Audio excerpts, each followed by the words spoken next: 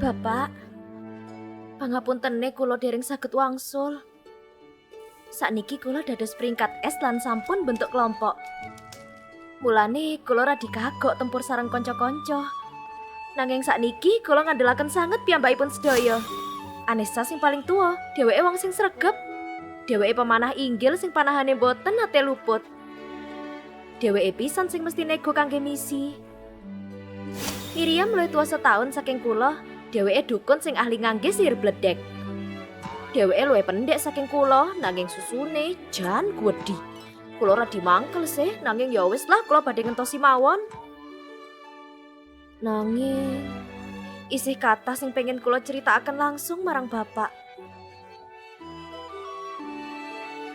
Kathah sing boten saged kula critakaken liwat serat. Kula pengen ndang kepanggih kali Bapak. Kula janji mangke badhe wangsul. Nyuwun tolong dientosi nggih. Anje, Bapak yo kepingin ndang ketemu karo awakmu.